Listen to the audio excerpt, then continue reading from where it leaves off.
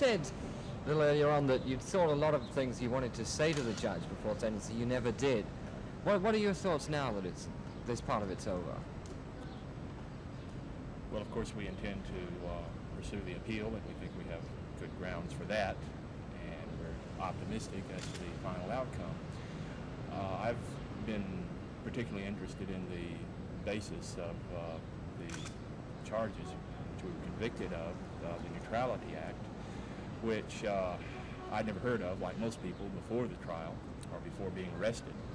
And I certainly have now, and it's my understanding it was, of course, passed in 1936 to prevent President Roosevelt from intervening in a European war without a congressional declaration of war. And, of course, since World War II, America's formal entry into World War II in 1941, there have been no declarations of war.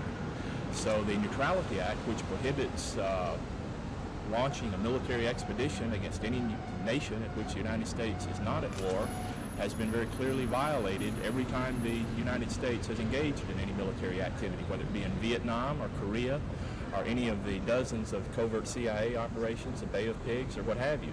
So I think the whole basis for this entire conviction is absurd. I think that the law has been applied selectively against us. It's never been enforced in the past, and I think the whole thing has been very largely politically inspired. Any regrets about going for a trial rather than pleading guilty as the other 7 did? Well, absolutely not. We, of course,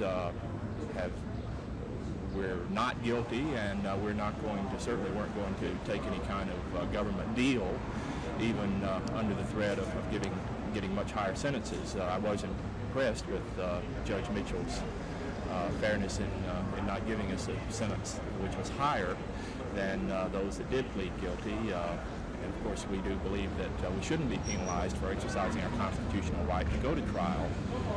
But we intend to continue fighting this. It certainly isn't over, and we feel that we will be victorious ultimately. Okay, thank you.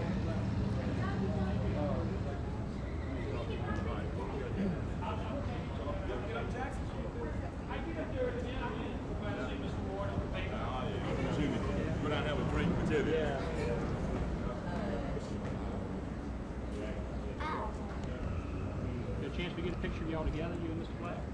Oh, yeah. I'm not going to be talking now. My attorney will talk to me. He will? Yeah. I mean, you'd said earlier there were some things you'd wanted to say to the judge. Do what? You said earlier the two of you were talking about things you'd like to say to the judge, then you never did. I'm not going to comment on that. Any regrets about going for a trial rather than pleading guilty as the others did? Absolutely not. I was really surprised that the judge was as lenient as he was. I think he was lenient because with my background and all that, I figured that I would get 8 years. I've been involved in politics or political type action for several years, or the last 19 years. So they usually make an example out of people like us. And I think the judge is real fair, just a lot more than I expected. Any remorse about the whole incident? No, you'll have to talk to David. Can we get a picture of the two of you together? Yeah, I'll back it up. Why did the kids get in there too?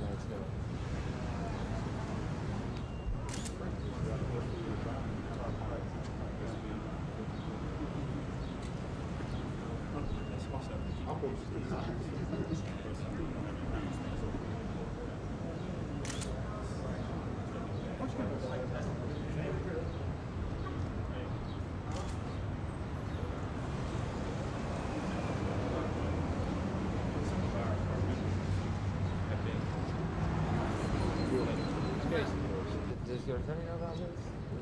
Yeah, I don't know about it. It's independent of our case. Yeah. If you hear any more, will you give me a call? On channel 4. Mm-hmm.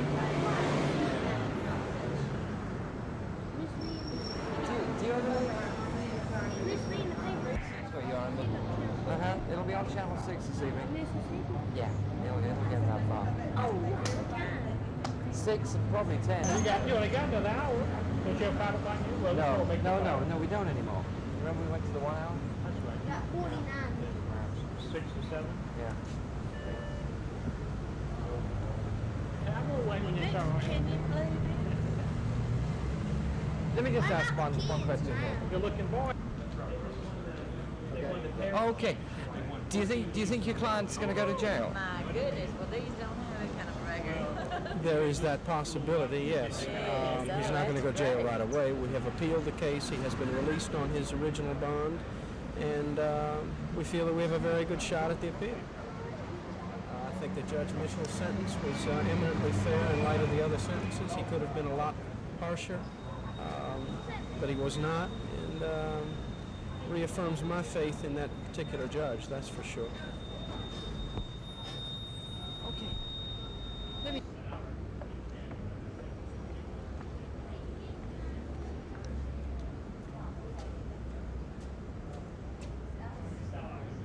I have to wait a second till I get it right.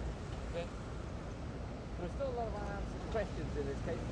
Who are the financial backers behind the attempted coup? Black and Hawkins. Take one in 5, 4, 3, 2. There are still a lot of unanswered questions in this case. In particular, who were the financial backers behind the attempted coup? Black and Hawkins will be testifying before a federal grand jury looking into these matters, but as Judge Lansing Mitchell said, neither man appears to show remorse, and the grand jury is unlikely to learn much from either of them. Michael Voss, News Center 6. Yeah, I didn't like that one very much. Take two in 5, 4, 3, 2. There are still a lot of unanswered questions in this case. In particular, who were the financial backers behind the attempted coup? Black and Hawkins will be testifying before a federal grand jury looking into these matters. But as Judge Lansing Mitchell said, neither of the men appears to show remorse, and the grand jury is likely to learn little from them. Michael Voss, News Center 6. Let me try one more.